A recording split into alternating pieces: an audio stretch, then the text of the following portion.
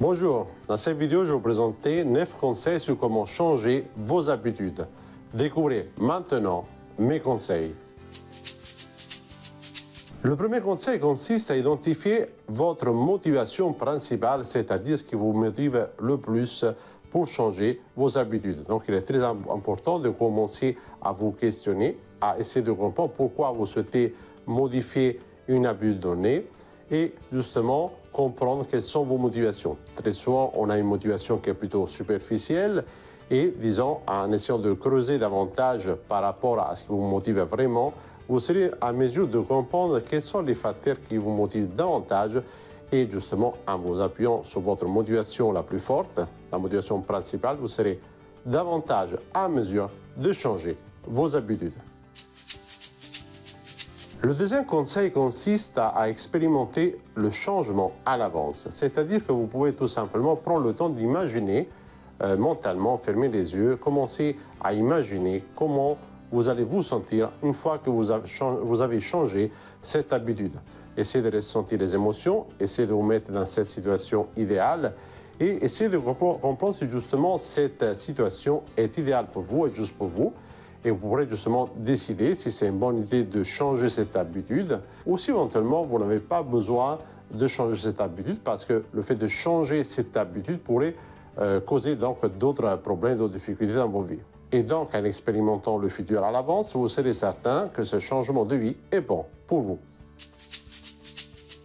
Le troisième conseil consiste à créer des alternatives comportementales, donc des comportements que vous pouvez mettre en place et qui vont vous aider justement à être un peu plus flexible au niveau de votre comportement, à préparer à l'avance effectivement les comportements que vous souhaitez mettre en œuvre pour changer.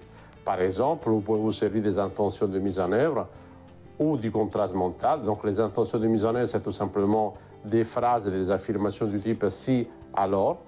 Et le contraste mental consiste tout simplement à identifier les facteurs qui pourraient vous empêcher justement de mettre en place des actions qui sont importantes pour vous pour commencer à changer. Le quatrième conseil consiste à améliorer la gestion de vos émotions. Au cours de votre journée, vous éprouvez des émotions différentes, des émotions plutôt agréables, qu'on appelle positives, et des émotions moins agréables qu'on appelle négatives. En fait, ce qui est négatif, ça serait justement de ne pas éprouver les émotions, de ne pas donner justement la juste place à chaque émotion. Et donc, si vous faites cela, c'est plus difficile justement de devenir plus intelligent d'un point de vue émotionnel. Et donc, il est très important de donner l'espace nécessaire à chaque émotion, même aux émotions un peu plus désagréables, parce que ces émotions sont très importantes, vous apportent un message qui va vous permettre justement de changer. Et en même temps, il est très important de garder des émotions positives, parce que ces émotions positives sont celles qui vont contribuer à votre motivation pour changer davantage votre vie.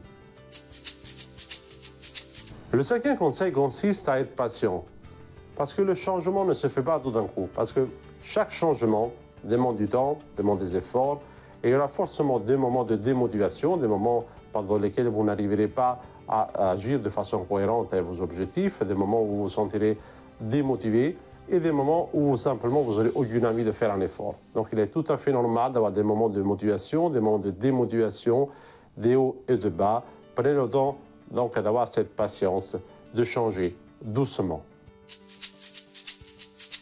Le sixième conseil consiste à identifier les besoins qui sont à l'origine de votre mauvaise habitude, donc de l'habitude que vous souhaitez changer. Très souvent, chaque habitude est liée en quelque sorte à un besoin, à quelque chose que vous avez besoin d'obtenir, que ce soit un avantage réel, un avantage plutôt psychologique. Donc à chaque fois, il est très important de comprendre quel est le besoin qui est associé à cette habitude, parce que ce besoin il est très important. Et donc, en faisant cela, vous serez en mesure de trouver d'autres stratégies pour satisfaire ce même besoin qui est très important.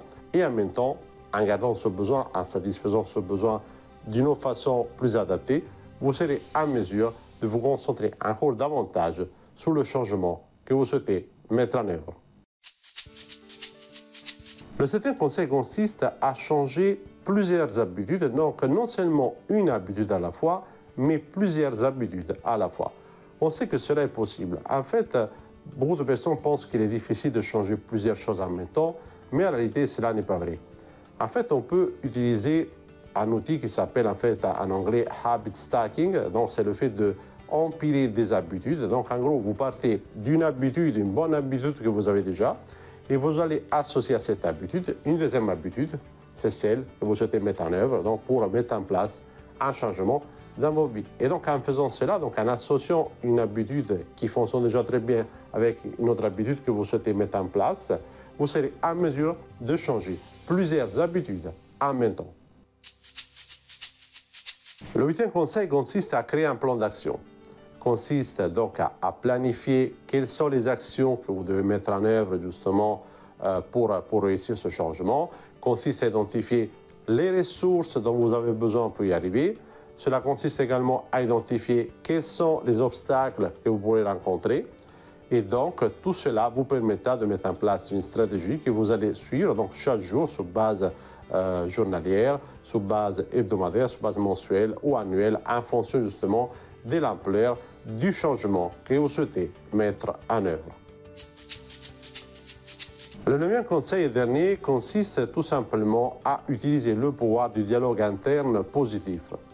Pensez au dialogue interne positif comme un ami qui est là toujours pour vous soutenir, toujours qui croit en vous, une personne qui est là et qui vous dit toujours des mots gentils, qui vous dit toujours des choses positives et qui vous aide à avancer. Et pensez au dialogue interne négatif comme à quelqu'un qui est tout le temps en train de vous critiquer, quelqu'un qui se focalise seulement sur ce qui ne marche pas, sur les difficultés, sur les barrières, sur les blocages, etc. Donc en utilisant un langage plutôt positif, en vous disant également des mots qui sont positifs, vous serez en mesure donc de dépasser les moments de démotivation et de difficulté et cela vous permettra justement de changer à mieux votre vie. Je vous remercie d'avoir regardé cette vidéo. N'hésitez pas à commenter cette vidéo, éventuellement à partager les conseils qui vous ont permis de commencer à changer davantage, à mettre en place les changements qui sont importants pour vous. Et je vous dis à la prochaine vidéo sur le site international coaching solutions.fr.